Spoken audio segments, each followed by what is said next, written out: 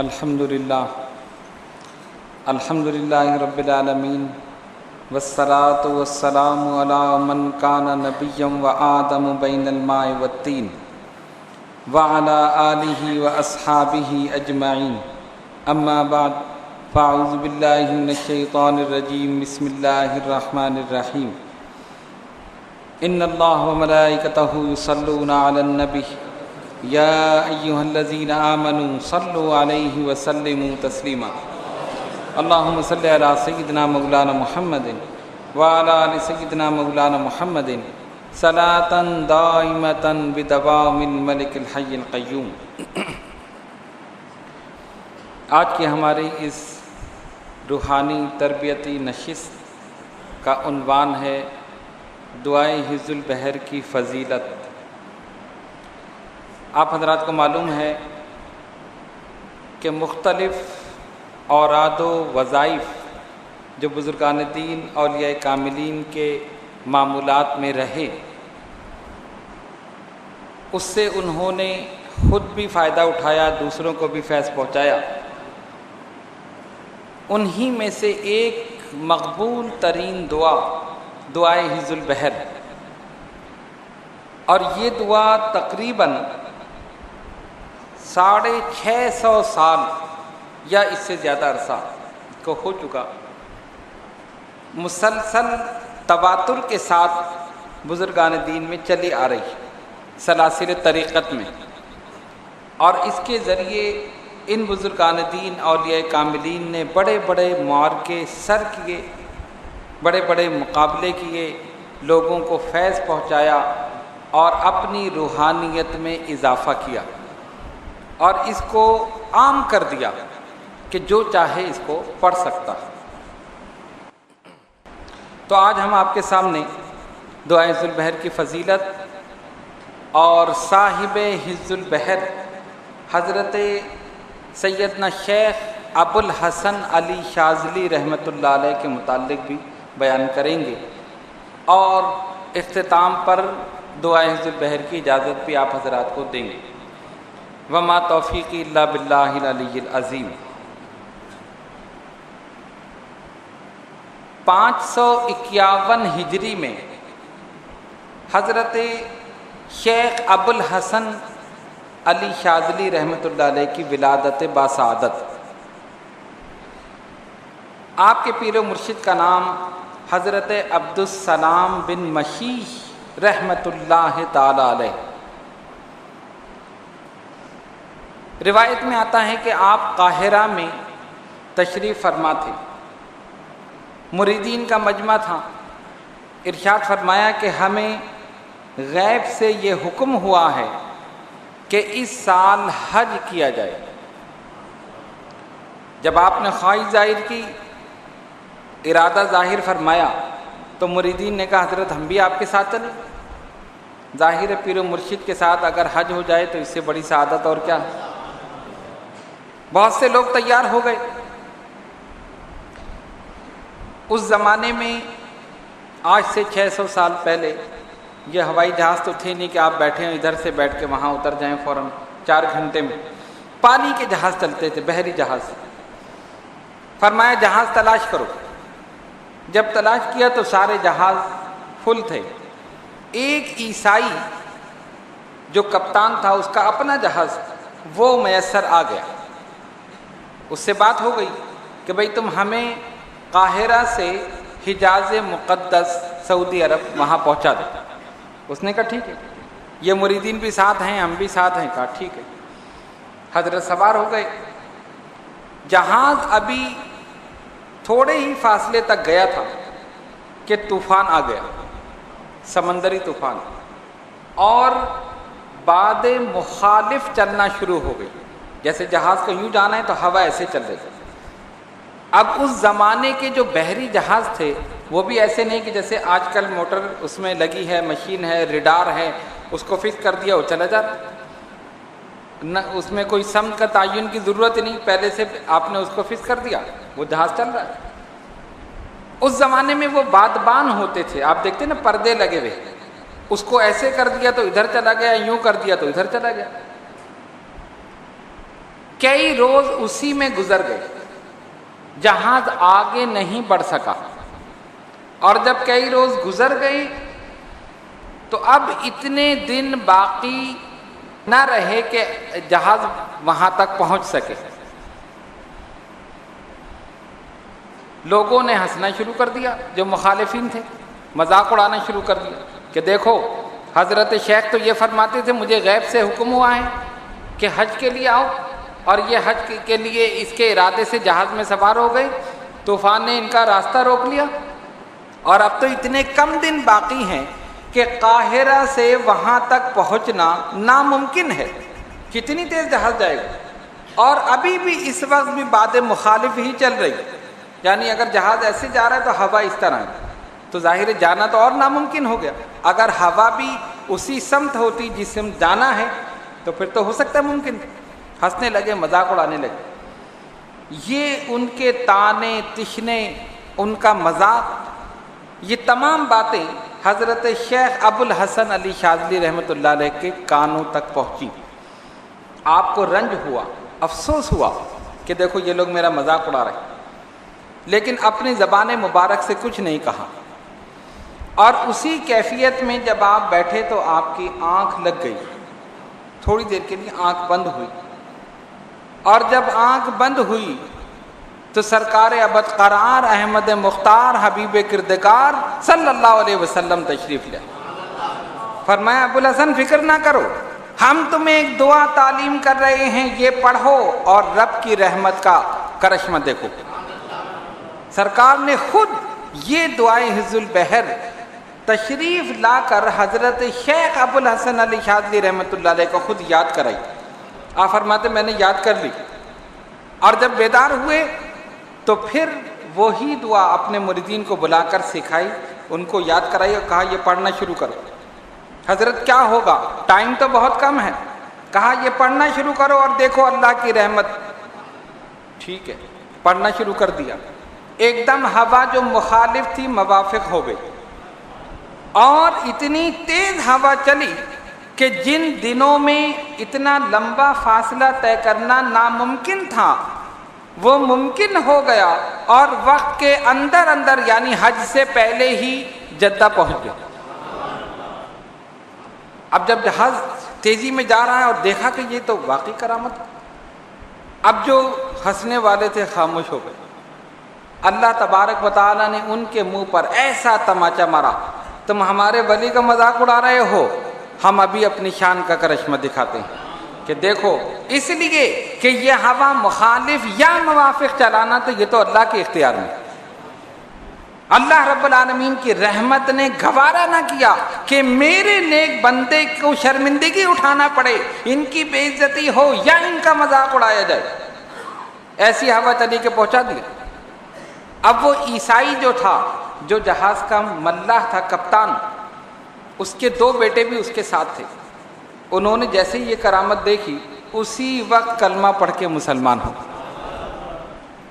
اس کو بڑا غصہ آیا، یہ کیوں مسلمان ہو گئے؟ خیر ابھی سفر جاری تھا، رات ہوئی، سو گیا، خواب میں دیکھا کہ حضرت شیخ ابو الحسن علی شاذلی رحمۃ اللہ علیہ جنت میں داخل ہو رہے ہیں، اور اس کے دو بیٹے جو مسلمان ہوئے تھے وہ بھی جنت میں داخل ہو حضرت کے ساتھ۔ اس نے کہا بیٹے جا رہے ہیں، میں بھی داخل ہو جاؤں۔ جب اس نے کوشش کی، جو دربان کھڑا تھا روک دیا، نہیں تم نہیں جا سکتے۔ ارے میرے بیٹے جا رہے ہیں، میں باپ ہوں، میں جا سکتا ہوں۔ کہا نہیں، یہ مسلمان ہو چکے ہیں، تو عیسائی ہے، تو نہیں جا سکتا۔ جیسے ہی خواب سے بیدار ہوا اسی وقت پکارتا ہے اشہد ان لا الہ الا اللہ وحدہ لا شریک لہ واشہد ان محمدا عبدہ ورسولہ، کلمہ پڑھ کے مسلمان ہو گئے۔ آپ کی یہ کرامت، یہ اس دعائے حفظ البحر کی برکت تھی۔ اور حضرت شیخ فرماتے ہیں کہ میں نے اس کے الفاظ، اس دعا کے الفاظ خود نہیں تراشے ہیں، میں نے ایک ایک لفظ زبان رسالہ صلی اللہ علیہ وسلم سے سنا ہے اور پھر اس کو یاد کیا۔ ایسی عظیم الشان دعا، یہ دعا حفظ البحر، آپ نے خود اور اپنے مریدین کو اور اس کے بعد اس سلسلے کو آگے جاری فرما دیا۔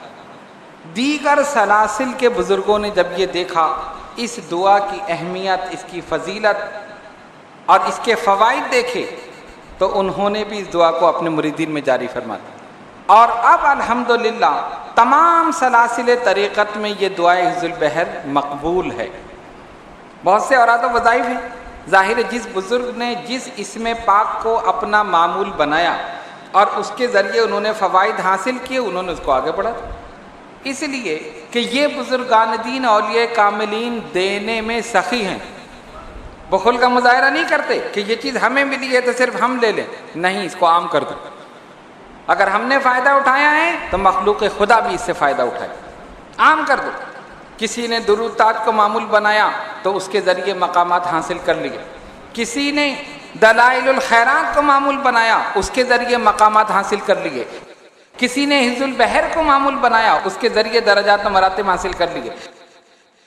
پتہ یہ چلا کہ یہ تمام بزرگان دین اولیاء کاملین اپنے ان تمام آزمودہ وظائف، اوراد اور جتنی چیزیں ہیں ان سب کو عام کر رہے ہیں، نہ صرف ہم فائدہ اٹھائیں بلکہ سب اس سے فائدہ اٹھائیں۔ تو 100-200 سال نہیں، تقریباً 600 سال سے زائد عرصہ ہو چکا یہ دعا جو ہے یہ سلاسل طریقت میں جاری ہے، اور اہل طریقت، اہل محبت فائدہ حاصل کر رہے ہیں۔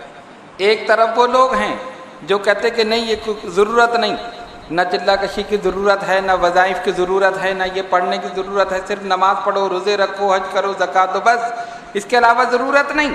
اور ایک طرف وہ گروہ ہے جو اپنے نفس کا جہاد کر رہا ہے اور اللہ رب العالمین کے کسی نہ کسی اسم پاک کو پڑھ کر اپنی روحانیت میں اضافہ کر رہا ہے۔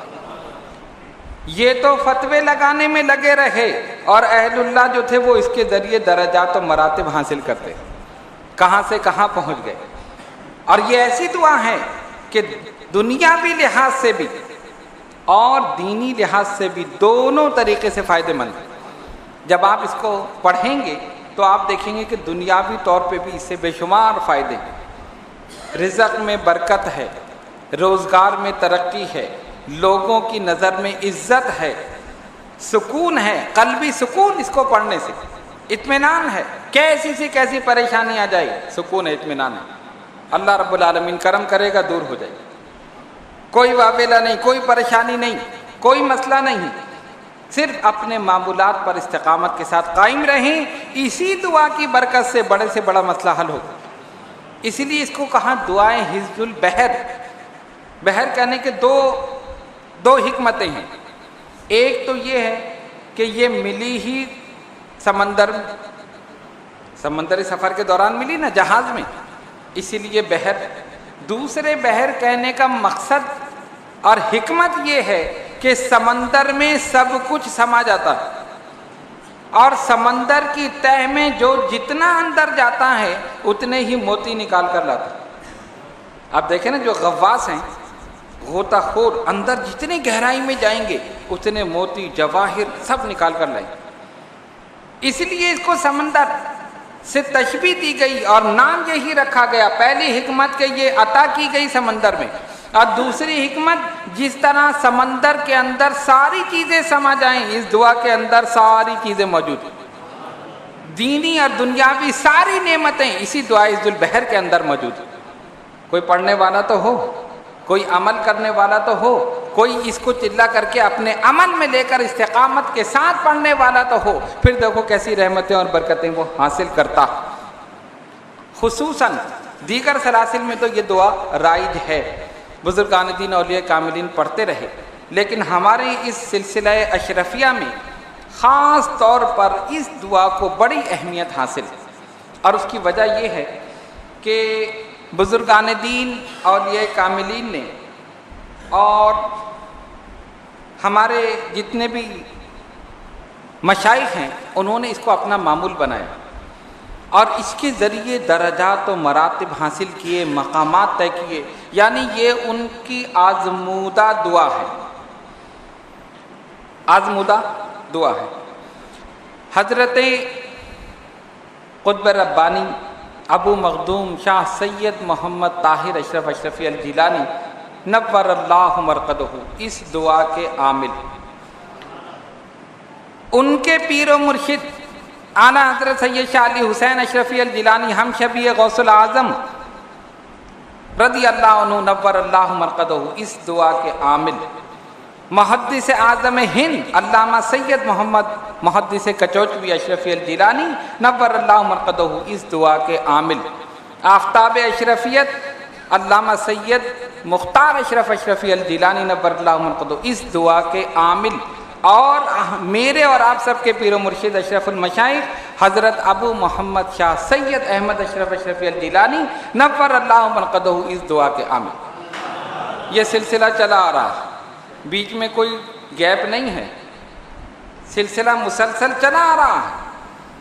تو جب یہ سلسلہ چل رہا ہے اور ہمیں اپنے پیر و مرشد سے اس کی اجازت ملی ہے، تو پھر بھی اگر ہم نہ پڑھیں تو ہم سے زیادہ نالائق اور کون؟ ان کی شان تو یہ ہے کہ ہم تو مائل بکرم ہیں، کوئی سائل ہی نہیں، راہ دکھلائیں کسے، رہ منزل ہی نہیں۔ اگر وہ خود پڑھتے رہتے اور ہمیں نہ دیتے تو ہمیں کیا پتہ چلتا۔ لیکن میرے جد اعلیٰ قطب ربانی سید طاہر اشرف جیلانی رحمۃ اللہ علیہ اور والد گرامی اشرف المشائخ سید احمد اشرف اشرفی الجیلانی نور اللہ عنہ، ان دو شخصیات نے خاص طور پر اس دعا کے پڑھنے کا اہتمام کیا۔ خاص طور پر نہ صرف یہ کہ خود پڑھا بلکہ مریدین میں اس کو عام کر دیا، اور اتنا عام کیا کہ زمانے کے حساب سے اس کو آسان سے آسان تر کر دیا۔ اب ہم دو چیزیں آپ کے سامنے بیان کرتے ہیں۔ پہلے تو یہ کہ انہوں نے کیسے پڑھا، انہوں نے کس طرح اس کو حاصل کیا۔ یہ بات تو اپنی جگہ کنفرم ہے اور یہ ایک فیکٹ ہے، ایک حقیقت ہے کہ جس محنت اور کوشش سے انہوں نے حاصل کیا ہم نہیں کر سکتے، حقیقت ہے۔ دوسری چیز یہ ہے کہ جس طرح انہوں نے ہمیں بتایا اگر اسی طرح پڑھ لیں تو دین اور دنیا میں کامیابی حاصل ہوگی۔ تو پہلے یہ دیکھیے کہ انہوں نے کیسے حاصل کیا۔ میں نے خود اپنے والد گرامی سے یہ واقعہ سنا، یعنی اس کا راوی میں خود ہوں۔ لوگ کہتے ہیں نا فلاں نے روایت کی، فلاں نے روایت کی، وہ کہتا ہے راوی ضعیف ہے، وہ کہتا ہے کہ قوی ہے۔ تو راوی آپ کے سامنے خود بیٹھا جس نے اپنے کانوں سے اپنے والد گرامی سے سنا، فرماتے ہیں کہ میرے والد گرامی، یعنی میرے والد گرامی نے اپنے والد کے متعلق فرمایا، قطب ربانی سید طاہر اشرف اشرفی الجیلانی نور اللہ مرقدہ کے متعلق فرمایا، بیٹا چلہ کرنا ہے دعائے حفظ البحر۔ ٹھیک ہے حضرت، آپ فرما دیں، آج ہی کرنا ہے، روزے رکھنے ہیں، احرام باندھ کے غسل کر کے سحری کھا کے روزہ رکھ کر پھر پڑھنے۔ آج کسی کو بتا دو تو کہے 2-3 دن پہلے بتائیے، میں دن میں سو جاؤں تاکہ رات کو پڑھتا لوں۔ آرام کا اتنا خیال ہے، تو جو آرام طلب ہے وہ راہ سلوک طے نہیں کر سکتا، وہ پھر آرام ہی کرتا رہتا ہے۔ اسی وقت بتا دیا، ایک صاحب کو بتایا کہ نمک سے روزہ رکھنا ہے، نمک سے کھولنا ہے۔ اچھا، پھر تو 3 دن میں بڑی کمزوری ہو جائے گی، ایسا کرے میں اس سے پہلے 5 مغز لا کے کھا لوں، اس کو ذرا بنا کے، تاکہ دماغ اور زبان کام کرے اور صحت رہے۔ تو ایسے کچھ حاصل نہیں ہوتا، کچھ خرچ کر کے، کچھ محنت کر کے تب کچھ حاصل ہوتا ہے۔ بلکہ حقیقت تو یہ ہے کہ سب کچھ دے کے پھر کچھ حاصل ہوتا، سب کچھ دے دو تو پھر کچھ ملتا ہے۔ ہم چاہتے ہیں کچھ دیں اور سب کچھ لے لیں، ایسا نہیں ہو سکتا، ایسا نہیں ہو سکتا۔ تو والد گرامی نے فرمایا، تو حضرت اشرف المشائخ سید احمد اشرف جیلانی رحمۃ اللہ علیہ فرماتے ہیں کہ ٹھیک ہے، بیٹھ گئے چلے میں، ترک حیوانات جلالی اور جمالی کے ساتھ، یعنی کوئی ایسی چیز کھانی نہیں ہے، کوئی ایسی چیز استعمال نہیں کرنی ہے جس کا حیوانات سے تعلق ہو، گوشت ووشت نہیں کھانا ہے، صرف پھل فروٹ، اسی سے روزہ رکھو، اسی سے روزہ کرو۔ اور زیادہ ہوا تو نمک سے روزہ اور نمک سے افطار، سحری بھی نمک اور افطار بھی نمک، پانی پی لو۔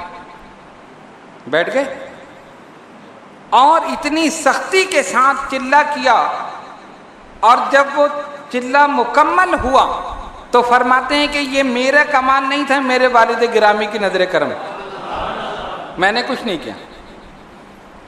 اب جب چلہ مکمل ہو گیا تو فرماتے ہیں کہ میں نے دیکھا خواب میں، بلکہ ایک دن پہلے والد گرامی نے فرمایا، دادا حضور قبلہ نے، کہ تم نے حضرت شیخ ابو الحسن علی شاذلی رحمۃ اللہ علیہ کی زیارت کی ہے؟ کہا نہیں حضور، آپ کرا دیں۔ کہا ٹھیک ہے، آج ہی کر لو۔ کر سکتا ہے کوئی؟ آپ کسی کو اپنی زیارت نہیں کرا سکتے خواب میں، دوسرے کی کیا کرائیں؟ کرا سکتے ہیں؟ نہیں کرا سکتے۔ اور کوئی کر بھی لے گا تو کہے گا میری رات ہی خراب ہو گئی۔ خیر بہرحال، تو انہوں نے فرمایا کہ ٹھیک ہے آج ہی کر لو رات میں۔ تو والد گرامی حضرت اشرف المشائخ سید احمد اشرف اشرفی الجیلانی رحمۃ اللہ علیہ فرماتے میں رات میں سویا تو میں نے خواب میں دیکھا کہ میرے والد گرامی حضرت قطب ربانی سید طاہر اشرف جیلانی تشریف لائے اور میرا ہاتھ پکڑ کے فرمایا چلو حضرت شیخ کی بارگاہ میں جا رہے ہیں، صاحب حفظ البحر شیخ ابو الحسن علی شاذلی کی بارگاہ۔ فرماتے میں چلا جا رہا ہوں۔ چلتے رہے پیدل، جیسے کہ ایک میدان ہے، اور جب سامنے دیکھا تو ایک بہت بڑی قلعہ نما عمارت، بہت بڑا دروازہ، اور اس پہ 2 دربان کھڑے ہیں، ان کے ہاتھ میں جیسے پہلے زمانے میں وہ لکڑی کے وہ بلم سے ہوتے تھے نا، ایسے کراس میں وہ کیے کھڑے تاکہ کوئی اندر نہیں جائے ہیں۔ آج کا زمانہ ہوتا تو کلیشن کوف لیے کھڑے ہوتے، خیر وہ زمانہ تھا۔ تو فرماتے جیسے ہی گئے تو انہوں نے ایسے کر دیا، دونوں اندر داخل ہو گئے، ان کا ہاتھ اسی طرح پکڑے ہوئے۔ تو جب اندر داخل ہوئے فرمایا کہ میں نے دیکھا مسجد بھری ہوئی ہے لوگوں سے، جیسے کوئی جامع مسجد ہوتی۔ تو میں نے کہا کہ میں نے وضو نہیں کیا۔ انہوں نے فرمایا یہ کر لو سائڈ۔ دیکھا تو جیسے وضو خانہ بنا ہوتا ہے مسجد میں، وضو خانہ بھی بنا ہوا۔ والد گرامی فرماتے میں نے وہاں وضو کیا اطمینان سے، یعنی یہ سب خواب کی بات ہے۔ وضو کر کے انہوں نے کہا چلو، یعنی پھر میرا کندھا پکڑا اور ہاں چلے جا رہے ہیں تیزی میں لے کر۔ ساری مسجد جو ہے لوگوں سے بھری ہوئی ہے، اور جتنے بھی لوگ ہیں وہ سفید عمامہ اور سفید کرتا پہنے۔ ان میں اکثریت ایسی ہے جن کی داڑھی بالکل سفید ہے، اور کچھ ایسے بھی ہیں جن کی بلیک کالے رنگ کی، لیکن اکثریت بزرگان دین فرماتے جس کے چہرے پر نظر پڑتی تھی وہ چاند کی طرح چمک رہا، سارے بزرگان دین تھے۔ تو دادا حضور قبلہ ابا حضور قبلہ کو لے کے چلے جا رہے ہیں۔ فرماتے ہیں جب چلتے رہے لوگوں کو ہٹاتے ہوئے اور مسجد کی محراب میں پہنچ گئے۔ جب محراب میں پہنچے، قریب پہنچے، تو جس طرح امام نماز پڑھا کے ایسے بیٹھتا ہے نا اس طرف منہ کر کے، اور پھر بعد میں دعا کرتا ہے، فرماتے ہیں اس کیفیت میں صاحب حفظ البحر حضرت شیخ ابو الحسن علی شاذلی رحمۃ اللہ علیہ بیٹھے، اور جب میں نے ان کے چہرے پر نظر پڑی اور دیکھا تو چاند کی طرح چمک رہا، سفید داڑھی ہے، سفید عمامہ ہے، بارونق چہرہ ہے، اور بیٹھے ہوئے دیکھ رہے ہیں، مسکرا رہے۔ تو دادا حضور قبلہ نے فرمایا یہ ہے صاحب حفظ البحر شیخ ابو الحسن شاذلی، زیارت کر لو۔ فرماتے میں نے دیکھا تو دیکھتا ہی رہ گیا، اور یہی نہیں بلکہ انہوں نے مجھے پکڑ کے شیخ کے قدموں میں ڈال دیا اور کہا کہ حضور یہ آپ کا غلام ہے، اسے اس کا حصہ دے دیجئے، جو اس کا حصہ ہے عطا کر دیجئے۔ شیخ خوش ہوئے۔ والد گرامی فرماتے ان کے سامنے ایک تھال رکھا ہوا جس میں جلیبیاں ہیں، اور وہ پورا تھال جلیبیوں سے بھرا ہوا۔ فرماتے ہیں شیخ نے مجھے اٹھایا، کیونکہ میں ان کے قدموں پہ گرا ہوا، مجھے اٹھایا اور ایک جلیبی اٹھائی مجھے کھلائی، میں نے کھا لی، پھر دوسری اٹھائی، پھر کھلائی، پھر تیسری اٹھائی۔ فرماتے اتنا کھلایا کہ مجھے لگا کہ میرا پورا سینہ میں حلق تک بھر گیا، جیسے آدمی شکم سیر ہو جاتا ہے، اس طرح میں میری گنجائش نہ رہی۔ اور جب گنجائش نہ رہی تو فرمایا اپنا دامن پھیلاؤ۔ والد گرامی سید احمد اشرف جیلانی رحمۃ اللہ علیہ فرماتے پھر میں نے اپنا دامن ایسے کرتا جو تھا ایسے پھیلا دیا۔ اب انہوں نے جلیبی اٹھائی اور اس میں ڈال دی، پھر اٹھائی پھر ڈال دی، پھر اٹھائی پھر ڈال دی۔ فرمایا اتنا ڈالا کہ پورا یہاں گلے تک بھر گیا، میں یوں پکڑا ہوا ہوں، اور میں دل میں یہ سوچ رہا ہوں کہ جلیبیاں میرے کرتے میں، یہ تو سب چکنا ہو جائے گا، اور جب میں گھر جاؤں گا تو لوگ ہنسیں گے کہ یہ کیسا آدمی یہ جلیبیاں بھر کے لے کے آ رہا ہے۔ فرمایا جب یہ سب دے چکے، یعنی پہلے کھلایا پھر دامن بھی بھر دیا، اتنا بھر دیا کہ کرتا یوں پکڑے ہوئے ہیں تو اوپر تک جلیبیاں ہیں۔ فرماتے ہیں پھر شیخ نے فرمایا جاؤ، ہم نے تمہیں دعائے عز البحر کا فیض عطا کر دیا، قیامت تک اسے لٹاتے رہو۔ یہ دعائے عز البحر کا فیض تھا۔ بظاہر وہ جلیبیاں نظر آ رہی تھی، حقیقت میں دعائے عز البحر کا فیض تھا۔ فرماتے اب میں یوں لے کر چلا، کھڑا ہوا، تو جیسے ہی میں کھڑا ہوا تو وہ جتنے لوگ بزرگان دین وہاں موجود تھے سب مجھے مبارکباد دے رہے تھے۔ کوئی پیشانی کو چوم رہا ہے، کوئی مبارکباد دے رہا ہے، مبارک ہو کہ آپ کو شیخ کی طرف سے عز البحر کا فیض مل گیا۔ فرماتے کہ اب میں اس طرح کر کے واپس مڑا اور میں چلنا شروع ہوا، اور دل میں یہی سوچتا ہوا جا رہا ہوں جب گھر پہنچوں گا تو لوگ کتنے ہنسیں گے کہ یہ کرتے کے اندر جلیبیاں بھر کے لے آئے۔ فرماتے یہ کرتے کرتے ایک دم میں کسی جگہ سے ٹکرایا اور میری آنکھ کھل گئی، اور جب آنکھ کھلی تو میں اپنے کمرے سے چل کر اپنے صحن تک پہنچ چکا تھا، اور صحن میں جو ستون تھا اس سے ٹکرایا تھا تو میری آنکھ کھلی۔ فرمایا جب میری آنکھ کھلی تو والد گرامی حضرت سید طاہر اشرف جیلانی فوراً اپنے کمرے سے آیا، مجھے پکڑ لیا، فرمایا بس گر جاؤ گے اب۔ اسی وقت پکڑ لیا، گرنے نہیں دیا۔ کیوں؟ بزرگان دین جسے اٹھاتے ہیں اسے گرنے نہیں دیتے۔ اگر گرنے دیں تو پھر اٹھانے کا فائدہ ہی کیا ہو؟ ہم ان کا دامن ہی اسی لیے پکڑتے ہیں، جب انہوں نے پکڑا ہے تو گرنے نہیں دیں گے انشاءاللہ۔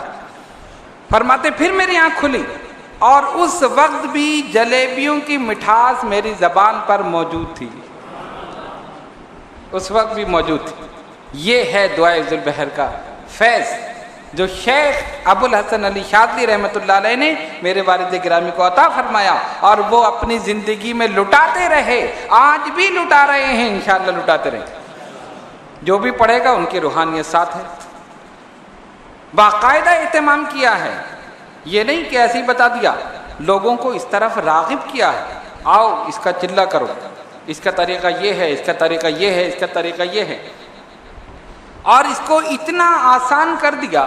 آپ جانتے ہیں کہ آج کے دور میں اگر کسی کو چلے میں بٹھا دیا جائے بڑا مشکل ہے، اول تو بیٹھے گا ہی نہیں، اور اگر بیٹھے گا اور بیٹھ کر جب اٹھے گا نا تو دوبارہ نہیں آئے گا میرے خیال۔ اتنا سخت چلہ، ارے نمک سے روزہ رکھو، نمک گوشت نہیں کھا سکتے، 3 دن گوشت سے نہیں رک سکتے، نہیں یہ تو بڑا مشکل ہے۔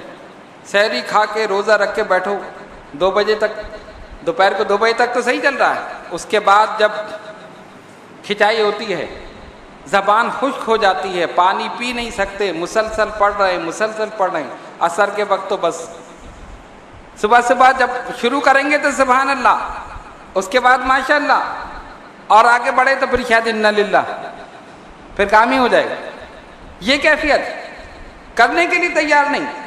اصل چلہ ہے یہی، وہ چلہ نہیں جو بستر کندھے پہ ڈال کے ادھر سے ادھر کلمہ پڑھو نماز پڑھو، وہ چلہ تو ہر کوئی کر لیتا۔ اگر چلہ کرنا ہے تو یہ کرو جو ان بزرگان دین اولیاء کاملین نے کیا ہے، کہ انہوں نے اپنے نفس کا جہاد کیا ہے، پہلے اپنے نفس کی اصلاح کی، پھر دوسروں کی اصلاح کی۔ اپنے ہی نفس کی اصلاح نہ ہو تو دوسروں کی کیا اصلاح کرو؟ ہر کوئی جو چلے کے لیے چلا جا رہا ہے، 20 سال والا ہے تو وہ بھی بستر اٹھا کے جا رہا ہے، 30 سال والا بھی بستر اٹھا کے جا رہا ہے، 40 سال والا بھی جا رہا ہے۔ گھر میں کچھ ہو رہا ہے، لڑکیاں لڑکے آوارہ گردی کر رہے ہیں، ابا چلے پہ جا رہے ہیں تبلیغ، کیا فائدہ ایسے چلے سے؟ آؤ ان خانقاہوں کی طرف اور سچے دل کے ساتھ ان بزرگان دین کے دامن سے وابستہ ہو جاؤ، اور صحیح معنوں میں جو چلہ کشی انہوں نے کی ہے وہ کرو، تاکہ تمہارے نفس کی بھی اصلاح ہو اور پھر تم دوسروں کی بھی اصلاح کر سکو۔ ویسے تو دعائے عز البحر کے اس کی دعوت کے 3 طریقے ہیں۔ 3 دعوت کے معنی بلانا۔ پہلا طریقہ تو یہ ہے، یعنی جو عام طور پر یہ دعا چھپی ہوئی ملتی ہے، غلام علی اینڈسن کی ہے، تاج کمپنی کی، مختلف جگہ کی، اور یہ یاد رکھیے کہ ہر سلسلے کا اپنا طریقہ الگ ہے۔ ہم کسی دوسرے کے طریقے کو غلط نہیں کہتے، ہر ایک کا طریقہ الگ ہے۔ جس طرح ذکر کا طریقہ ہے، چشتیہ سلسلے میں ذکر بالجہر ہے، نقشبندیہ میں ذکر خفی، وہ بھی صحیح ہے، یہ بھی صحیح ہے، وہ بھی قلب کی اصلاح کے لیے، یہ بھی قلب کی اصلاح کے لیے۔ اس کی مثال یہ سمجھے کہ ایک چورایا ہے، 4 راستے ہیں، کوئی اس طرف سے آ رہا ہے، کوئی اس طرف سے آ رہا ہے، کوئی ادھر سے آ رہا ہے، کوئی ادھر سے آ رہا ہے، پہنچنا سب کو وہیں، پہنچنا وہیں ہے، صحیح ہے نا؟ ایک چشتی راستہ ہے، ایک قادری راستہ ہے، ایک نقشبندی راستہ ہے، ایک سہروردی راستہ ہے، مرکز اور منبع ذات پاک محمد مصطفیٰ صلی اللہ علیہ وسلم۔ مرکز سب کا ایک ہی ہے، منبع سب کا ایک ہی ہے، پہنچنا سب کو وہیں پر، کوئی پہلے کوئی بعد، طریقے مختلف۔ تو اسی طرح اس دعا کے بھی عام طور پہ جو طریقے ملتے ہیں، پہلا طریقہ تو یہ ہے کہ 3 روز تک روزے رکھے، ترک حیوانات جلالی اور جمالی کے ساتھ، یعنی کوئی ایسی چیز استعمال نہ کرے اور کوئی ایسی چیز کھائے پیے نہیں جس کا تعلق حیوانات کے ساتھ۔ اس کی ایک تفصیل ہے، وہ پھر بتائی جائے گی۔ یہ میں ایک اجمالی طور پہ وہ طریقے بتا رہا ہوں، اس کے بعد پھر اپنا طریقہ بتاؤں گا جس طریقے پر ہم کر رہے ہیں۔ 3 روز تک 3 روزے رکھے اور ہر روز 125 مرتبہ دعائے حفظ البحر پڑھے، ایک دن میں 125 مرتبہ، 3 روز میں 375 مرتبہ ہو جائے گا۔ ایک طریقہ یہ ہے، یہ بھی مرشد کی نگرانی میں کیا جاتا ہے، ویسے کوئی اگر بیٹھ جائے تو نہیں کر سکتا، اور اگر خود بخود بیٹھے گا تو ہو سکتا ہے کہ نقصان بھی ہو جائے۔ اس کی وجہ کیا ہے کہ اس میں موکلات کی حاضری بھی ہے، کوئی کسی شکل میں، کوئی کسی شکل میں۔ اگر کوئی شیر کی شکل میں آ کے آپ اٹھ کے بھاگ جائیں گے، اس لیے تو شیر سے بچنے کے لیے اپنے پیچھے بھی کسی شیر کی ضرورت ہے، یہ دنیاوی شیر ورنہ تمہیں کھا جائیں گے۔ اس لیے ہمیں ڈر اس لیے نہیں ہے کہ ہمیں پتہ ہے کہ ہماری نگرانی کرنے والے تو بہت سارے شیر موجود ہیں، ایک بغداد میں ہے، ایک اجمیر میں ہے، ایک کچوچا میں ہے، کلیر میں، سارے اللہ کے شیر موجود ہیں، جو ان دنیاوی شیروں کو گھور کر ہی دیکھے تو وہ بھاگ جائے۔ اس لیے پیر و مرشد کی ضرورت ہے۔ یہ کیا ہے؟ پہلا طریقہ ہے۔ دوسرا طریقہ یہ ہے کہ تمام شرائط کے ساتھ جو اس کی ہوتی ہیں، ترک حیوانات جلالی جمالی کے ساتھ، پرہیز کے ساتھ، روزہ بھی اس میں شرط ہے، 6 روز تک 300 مرتبہ دعائے ذوالبحر پڑھے اور 7ویں روز 65 مرتبہ پڑھے۔ اس کی اور بھی مختلف شرائط ہیں، اس کی ایک تفصیل ہے، یہ میں نے اجمالی طور پہ بتا دیا۔ تیسرا طریقہ،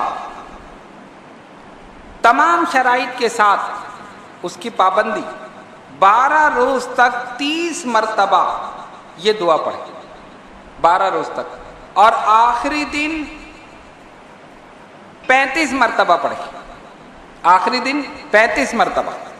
یہ طریقہ، یہ 3 طریقے اس کی دعوت کے ہیں، اس کے پڑھنے کے ہیں، دعائے ذوالبحر کے۔ اور بزرگان دین نے لکھا کہ سب سے آسان طریقہ تو یہ ہے کہ ان تمام شرائط کے ساتھ پیر و مرشد کی اجازت سے بعد نماز فجر یا بعد نماز عصر نہایت خشوع اور خضوع کے ساتھ جو تعداد پیر و مرشد بتائیں اس کے مطابق پڑھ لیں۔ سب سے آسان طریقہ، ٹھیک ہے نا؟ یہی طریقہ جو ہم یہاں پر مریدین کو بتاتے ہیں، اور والد گرامی نے اور دادا حضور قبلہ نے سب کو بتایا۔ اب یہ طریقہ تو کیا ہے کہ آپ آہستہ آہستہ پڑھتے رہیں، اس کے اثرات مرتب ہوتے رہیں گے، پھر کہیں جا کے آپ کسی مقام پر، درجے پر، مرتبے پر پہنچیں گے۔ فائدہ تو اسی وقت سے شروع ہو جائے گا جب آپ نے پڑھا، شروع ہو گیا اسی وقت، اسی دن سے، اور شیخ ابو الحسن علی شاذلی رحمۃ اللہ علیہ کی روحانیت اسی وقت متوجہ ہو جائے گی۔ جو بھی جس وقت پڑھے گا، شیخ کی روحانیت اسی وقت متوجہ، یہ یاد رکھیے۔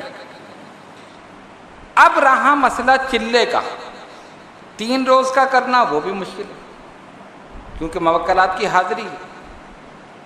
اس کے علاوہ وہ بھی تھوڑا سا مسئلہ ہے۔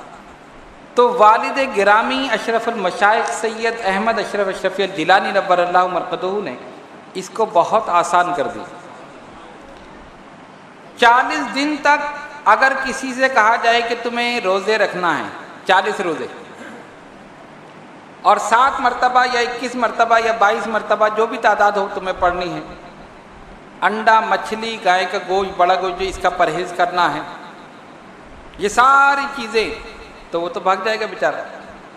آج کل تو لوگ رمضان کے روزے کھا جاتے ہیں، تو ویسے تو رکھنا بڑا مسئلہ ہے۔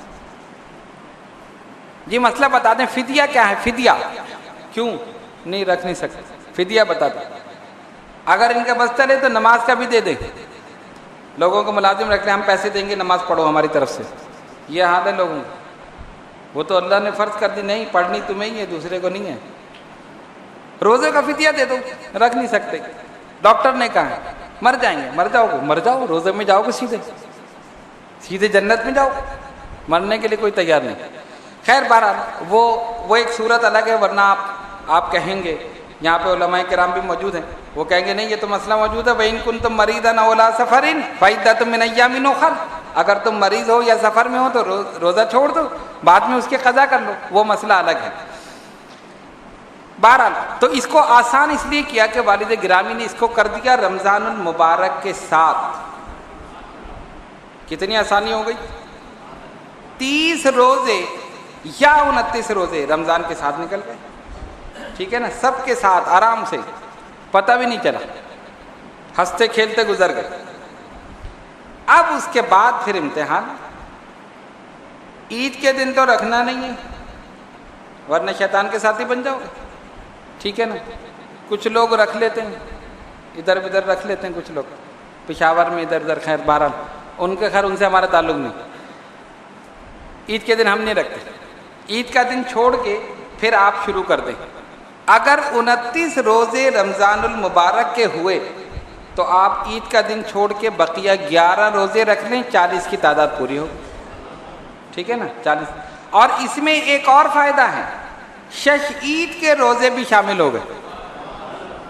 سرکار نے فرمایا جس نے رمضان المبارک کے روزے رکھے اور اس کے بعد شش عید کے روزے رکھے، 6 روزے، کانا کا صائم الدہر، ایسا ہے کہ اس نے پورے سال ہی روزے رکھے۔ کتنا کرم ہے، 6 روزے رکھ لو پورے سال کے روزوں کا ثواب۔ تو جب 6 رکھ لیے تو 4 اور رکھ لو، 40 ہو جائیں گے۔ آسانی ہے نہیں ہے؟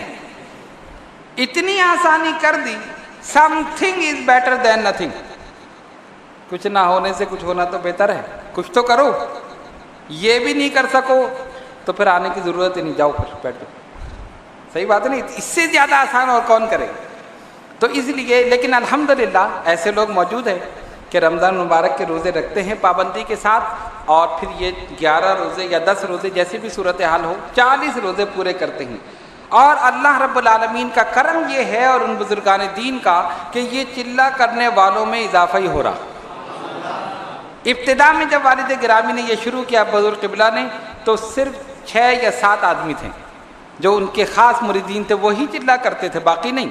پھر سلسلہ بڑھتا رہا، اور اب الحمدللہ یہاں کراچی میں 40-50 بلکہ اس سے زیادہ افراد چلہ کرتے ہیں، اور اس کے علاوہ ہالینڈ میں، ساؤتھ افریقہ میں، دبئی میں، یعنی پورے UAE میں، اور اس کے علاوہ جہاں جہاں بھی غیر ممالک میں ہمارے یہ مریدین موجود ہیں، رمضان المبارک سے پہلے خصوصیت کے ساتھ اجازت لیتے ہیں اور اپنے اپنے مقام پر یہ چلہ کرتے ہیں۔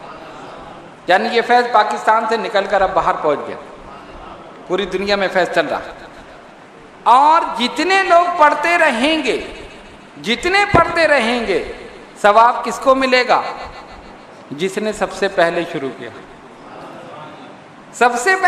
کیا، یہ بزرگان دین اولیاء کاملین خود تو عمل کرتے ہیں، لیکن ایسا عمل کر جاتے ہیں کہ قیامت تک ثواب جاریہ۔ حفظ البحر پر محنت کر کے خود جتنی محنت کی اپنی زندگی میں پڑھا، وہ تو ان کا اجر و ثواب الگ ہے، لوگوں کو سکھا گئے اور خود آرام سے وہاں لیٹے ہوئے ہیں، ثواب ان کا جاری ہے، قیامت تک لوگ پڑھتے رہیں گے، ثواب ملتا رہے۔ شیخ ابو الحسن علی شاذلی رحمۃ اللہ علیہ کی روحانیت ان پڑھنے والوں کی طرف متوجہ ہوگی، اور ان کا فیض، ان کے تصرفات ان پڑھنے والوں کی شامل حال رہے۔ تو اب اس کی صورت کیا ہے کہ جن جن لوگوں نے پچھلے سال یہ چلہ کیا تھا، وہ اسی تمام شرائط کے ساتھ، یعنی پرہیز ہوگا انڈا، مچھلی اور بڑا گوشت، اس کا پرہیز 40 دن تک کرنا ہے، اور وہ تمام چیزیں نہیں کھانی ہیں جس میں یہ چیزیں ہوں۔ اس میں بھی بڑی چالاکی لوگ کرتے ہیں۔ ہم نے تو بتا دیا، کیک کھا لیا، کیک کھا سکتے ہیں بھائی، ہم نے بتا دیا جس میں انڈا وہ نہیں کھا سکتے، کہ نہیں کھا سکتے ہیں بھائی، انڈا ہے نہیں کہ ہے تو نہیں کھا سکتے، کوئی کہتا ہے میں نے بسکٹ کھا لیا، کوئی کہتا ہے ارے 40 دن اللہ کے بندے پرہیز کر لو، کیا سے کیا تمہیں مل جائے. کھانے سے رکنا نہیں چاہتے، نہیں کھا لیں کسی طرح. پھر کہتے نہیں بعض لوگ جی عید کے دن بڑی پریشانی ہوتی ہے، عید کے دوسرے دن ہمارا روزہ ہے، سب کھا رہے ہیں، ہم بیٹھے منہ دیکھ رہے ہیں، سب کھا رہے ہیں.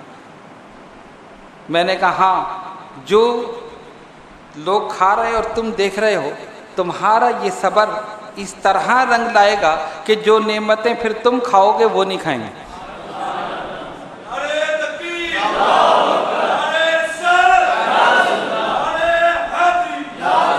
اس لیے کہ ہم تو صرف ظاہر کو دیکھ رہے ہیں نا، کہ ظاہری طور پر یہ کھا رہے ہیں، ہم دیکھ رہے ہیں ہمارا روزہ ہے. یہ نہیں سوچتے کہ اس روزے کا جو اجر و ثواب تمہیں مل رہا ہے وہ ان کھانے والوں کو نہیں مل رہا. اور مزہ تو یہی ہے کہ کھانے کی طاقت ہو پھر نہ کھاؤ، طاقت ہی نہیں تو پھر کیا فائدہ. سب چیز سامنے موجود ہے، نہیں کھاتے، اللہ کی رضا نہیں ہے نا، اسی لیے نہیں کھاتے. ورنہ کہ آپ کے ہاتھ میں طاقت نہیں کہ آپ وہاں سے اٹھا کے کھجور اپنے منہ میں رکھ لیں یا پانی کا گلاس اٹھا کے منہ میں لگا لیں. ساری چیزیں سجی ہوئی ہیں دسترخوان پر، پکوڑے رکھے ہوئے ہیں، پھلکیاں رکھی ہوئی ہیں، سب سجا کے رکھ دیا. اب بہت سے لوگ تو آدھے گھنٹے پہلے بیٹھ جاتے ہیں، دیکھ دیکھ کے خوش ہو رہے ہیں. کھا نہیں سکتے. کیوں نہیں کھا سکتے؟ اللہ کی رضا نہیں. یہی امتحان ہے. ایک آدمی دریا کے کنارے چلے اور کہے میں ڈوبا نہیں، یہ اس کا کمال ہے؟ نہیں. دریا میں چھلانگ لگاؤ، اس کی موجوں کا مقابلہ کرو، طوفان سے لڑو اور پھر تیر کر نکل جاؤ، یہ کمال. تو اس دنیا میں رہو، اس کی رنگینی، اس کے کھیل تماشے، اس کے لہو و لعب، یہ ساری چیزیں تم دیکھ رہے ہو، اور اس کے بعد اپنا دامن بچا کر ایمان کے ساتھ دنیا سے رخصت ہو جاؤ، یہ کمال. اور یہ اسی وقت ہوگا جب اپنے نفس کا جہاد کرو گے. ساری چیزیں موجود ہیں، نہیں کھاتا اس لیے اللہ کی رضا نہیں. تو یہ مت سوچو کہ لوگ کھا رہے ہیں اور ہم دیکھ رہے ہیں.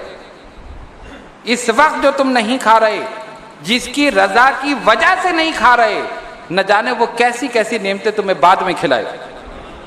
اس کی شان یہ ہے وہ اس جگہ سے رزق عطا کرتا ہے جہاں انسان کا گمان بھی نہیں پہنچ سکتا، سوچ بھی نہیں سکتا کہ یہاں سے مجھے رزق ملے. اس کی شان یہ ہے کہ بندہ بعد میں پہنچتا ہے، رزق پہلے پہنچتا. آپ نے اپنے جانے کا ارادہ کیا، رزق پہلے منتقل ہو گیا، پھر آپ گئے. ایسا نہیں ہے کہ وہاں جا کے بھوکے بیٹھے. احکم الحاکمین ہے، رب العالمین ہے، اور مالک ہے، خالق ہے، رازق ہے. رزق کا وعدہ کیا ہے وہ دے رہا.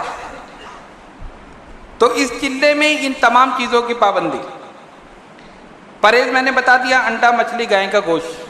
اب یہ بڑا گوشت، انڈا، مچھلی، یہ جن چیزوں میں ہوگی ان سب کا پرہیز ہے. ٹھیک. دوسری چیز یہ کہ ٹائم کی پابندی بہت ضروری ہے. لیکن اس میں ہم نے آسانی یہ کر دی کیونکہ مختلف لوگوں کے مختلف مشاغل ہیں. کوئی تدریس میں ہے، کوئی تقریر میں ہے، کوئی تحریر میں ہے، کوئی کسی کام میں، کوئی کسی کام میں.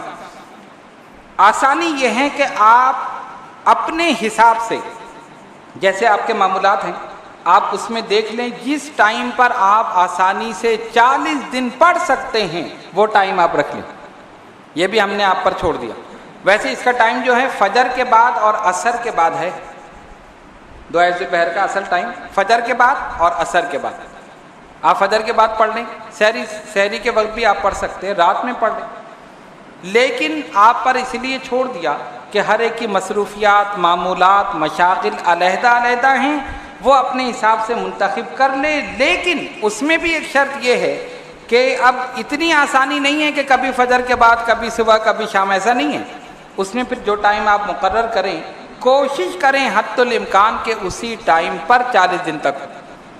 اور اگر کوئی ویسے کوئی عذر شرعی ہو جائے یا کوئی ایسا مسئلہ ہے، ہر انسان کے ساتھ کوئی عذر ہو سکتا، کوئی بھی معاملہ ہو سکتا ہے، وہ چیز ایک علیحدہ ہے. لیکن صحت کی صورت میں اور کوئی ایسا وہ نہ ہو تو آپ کوشش کریں کہ جو ٹائم آپ نے اول دن منتخب کیا ہے 40 دن تک آپ وہی ٹائم رکھیں.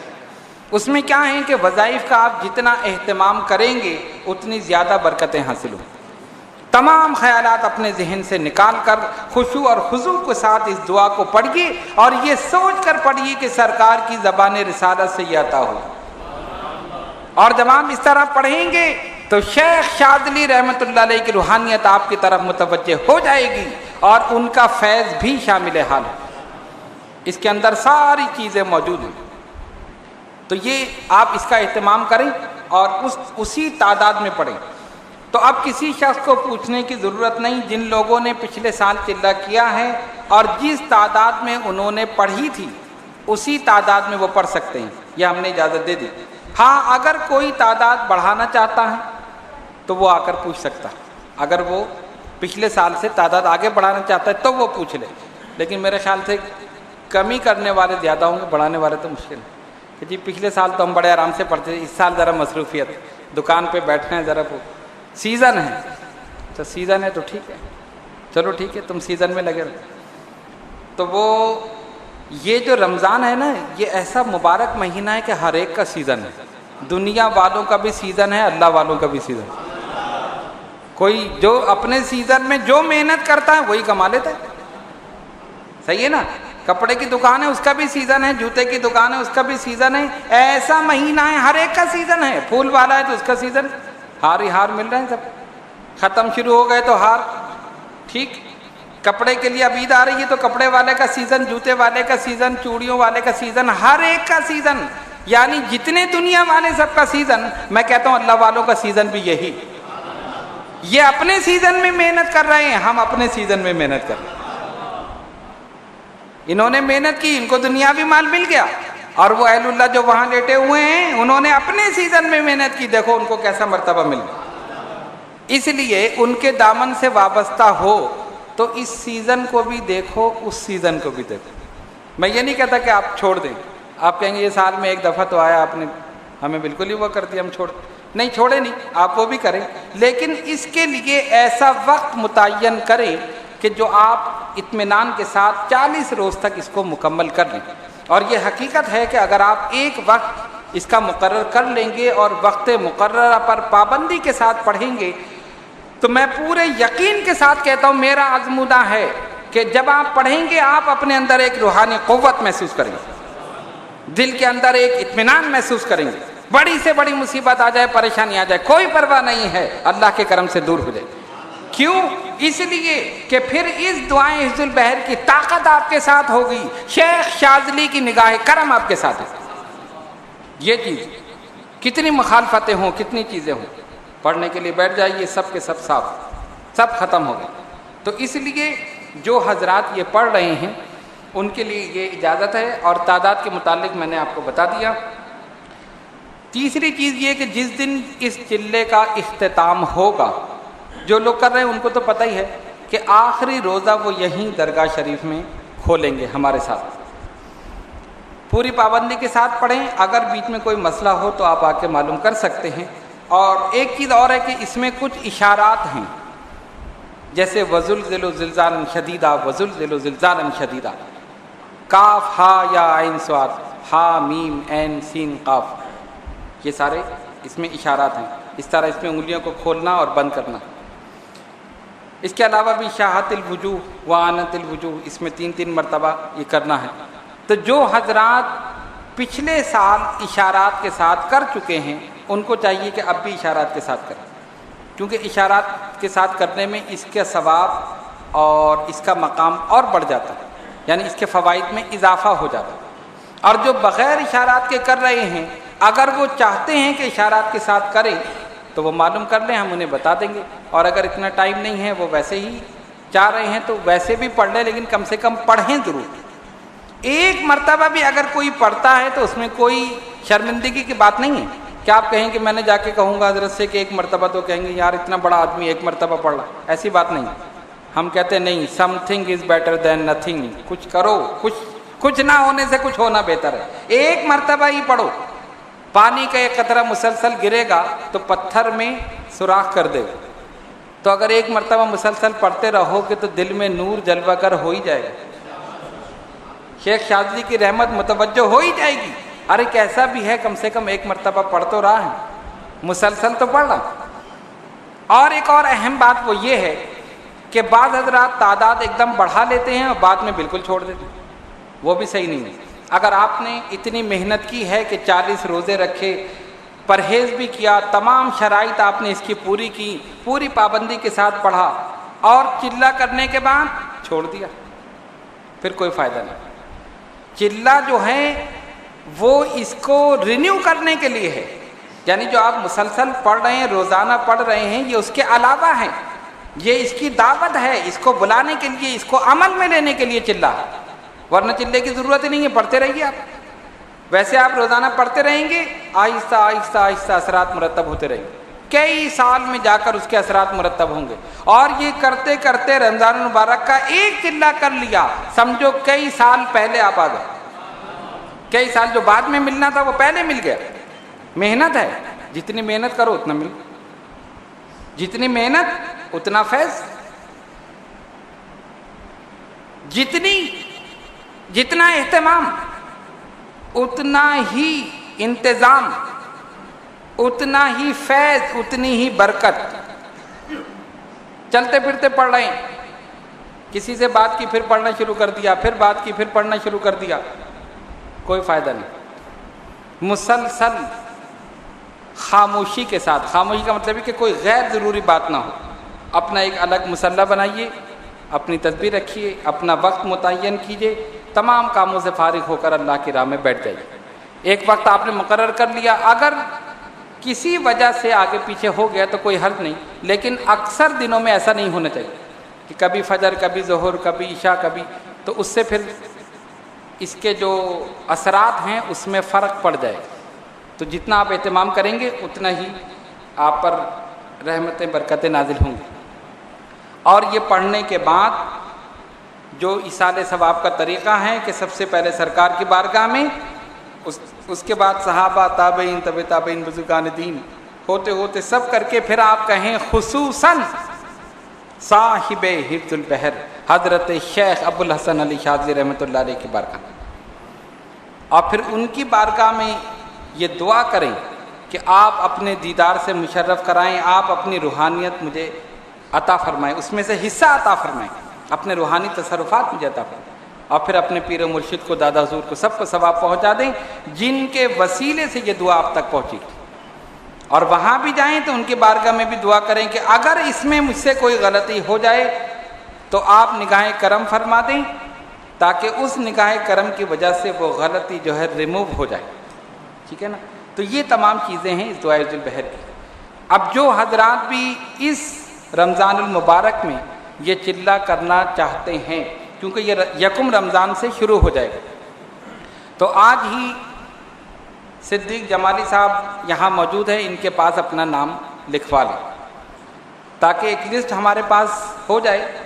بہت سے لوگوں کو تو ہم جانتے ہیں، لیکن کچھ ایسے لوگ بھی ہیں، تو وہ اپنا نام لکھوا لیں تاکہ اس حساب سے پھر اس میں دیکھا جائے۔ یہ تمام چیزیں اپنے ذہن میں رکھیں، اور اس کے بعد بھی کوشش کریں کہ جب چلہ ہو چکے تو اس کے بعد جس تعداد میں آپ روزانہ پڑھ سکتے ہیں اس کو جاری رکھیں، اس کو ختم نہ کریں، ورنہ اس کو بالکل چھوڑ دینے سے پھر اس کا وہ چلہ اور اس کا اثر جو ہے وہ پھر ختم ہو جاتا ہے۔ اور ایک چیز مسلسل اگر پڑھی جائے گی تو پھر آپ دیکھیں کہ آپ کے عمل میں وہ چیز آ جائے گی۔ اس میں بڑی رحمت ہے، بڑی برکت ہے، بزرگان دین کی نگاہ کرم ہے، شیخ شاذلی رحمۃ اللہ علیہ کی نگاہ کرم ہے۔ جتنے بزرگان دین اولیاء کاملین نے اس دعا کو پڑھا، اس سے فیوز و برکات حاصل کیے، انہوں نے اس کو اپنے تک محدود نہیں رکھا بلکہ اس کو مریدین میں عام کر دیا۔ الحمدللہ ایسا نہیں، جس اہتمام اور انتظام کے ساتھ اس درگاہ شریف میں یہ چلہ ہوتا ہے شاید اور کسی جگہ ہوتا ہو، اللہ ماشاءاللہ بہت سی جگہ ہو سکتا ہے میرے علم میں نہ ہو، لیکن الحمدللہ جو والد گرامی نے، دادا حضور قبلہ نے شروع کیا، ہم نے اس کو جاری رکھا ہوا ہے، اور یہ جاری رکھا ہوا ہونا ہی ان کی نگاہ کرم کا اثر ہے۔ اگر ان کی نگاہ کرم ہو تو ہم بھی کچھ نہیں کر سکتے، حقیقت یہی ہے۔ تو یہ تمام چیزیں ہم نے آپ کے سامنے بیان کر دیں۔ ہم یہ نشست دعائے ذو البحر کے متعلق رمضان المبارک سے پہلے کرتے ہیں، یعنی ایک ہفتے پہلے، لیکن کیونکہ مجھے کل عمرے کے لیے روانہ ہونا ہے تو اس لیے ہم نے آج یہ نشست مقرر کر لی، اور اس میں یہ تمام چیزیں ہم نے آپ کے سامنے بیان کر دی۔ تو لہٰذا آج ہی جن حضرات کو جو کچھ پوچھنا ہو وہ پوچھ لیں، اور جو نام لکھوانا ہو وہ صدیق جمالی صاحب کے پاس لکھوا لیں، تاکہ اسی حساب سے پھر ان کی نگرانی کی جائے۔ اس کے علاوہ بھی بہت سے اوراد و وظائف ہیں، دلائل الخیرات شریف ہے، اس کے پڑھنے کا طریقہ ہے، لیکن کیونکہ اس رمضان المبارک میں یہی چلہ خصوصیت کے ساتھ کیا جاتا ہے تو اس لیے ہم نے اس پر یہ نشست کی ہے۔ آپ تمام حضرات جو پہلے کر چکے ہیں وہ بھی اس کو جاری رکھیں، اور جو اب کرنا چاہتے ہیں وہ اس سال بھی کریں اور آگے بھی اس کو کرنے کی کوشش کریں۔ انشاءاللہ تعالیٰ اس دعا کی برکت سے دینی اور دنیاوی تمام پریشانیاں، تمام مسائل یقیناً حل ہوں۔ آئیے دعا کریں اللہ رب العالمین جل جلالہ و عز نوالہ ہم سب پر اپنی رحمتیں برکتیں نازل فرما۔ یا اللہ ہم سب کے صغیرہ و کبیرہ گناہوں کو معاف فرما۔ یا اللہ ہماری نمازوں کو قبول فرما۔ یا اللہ ہمارے سجدوں کو قبول فرما۔ یا اللہ جو بیمار ہیں انہیں شفا کامل عطا فرما، جو کسی پریشانی میں مبتلا ہے ان کی پریشانیوں کو دور کر، جو قرض دار ہیں ان کو بارے قبضے سے دوشی عطا فرما، جو بے اولاد ہیں انہیں نیک اولاد عطا فرما، جو صاحب اولاد ہیں ان کی اولاد کو ان کا فرمانبردار بنا۔ اے الہ العالمین جو حضرات دعائے حفظ البحر کا چلہ کر چکے ہیں، جو کرنا چاہتے ہیں اور جو ارادہ رکھتے ہیں، جنہوں نے اس راہ میں راہ سلوک میں قدم رکھا ہے، مولا اپنے حبیب پاک صاحب لولاک صلی اللہ علیہ وسلم کے صدقے میں ان سب کو اس معاملے میں کامیابی عطا فرما۔ اس راہ سلوک میں شیطان کے مکر و فریب سے بچا، شیطان کے فتنہ و فساد سے بچا، اپنی رحمتیں برکتیں نازل فرما۔ اے الہ العالمین یہ تمام حضرات اور خواتین جو دور دراز مقامات سے اس نشست میں شرکت کرنے کے لیے حاضر ہوئے، مولا ان سب کی حاضری کو قبول فرما، ان سب پر اپنی رحمتیں برکتیں نازل فرما، ان سب کے علم میں، عمل میں، عمر میں برکت عطا فرما، ان سب کے روزگار میں ترقی عطا فرما، ان سب کی ظاہری باطنی روحانی جسمانی بیماریوں کو پریشانیوں کو ہمیشہ ہمیشہ کے لیے دور فرما۔ ان اللہ و ملائکتہ یصلون علی النبی یا ایھا الذین آمنوا صلوا علیہ وسلموا تسلیما۔ اللہم صلی علی سیدنا مولانا محمد وعلی آل سیدنا مولانا محمد صلاۃ دائمۃ بدوام الملک الحی القیوم۔ سبحان ربک رب العزۃ عما یصفون وسلام علی المرسلین والحمد للہ رب العالمین۔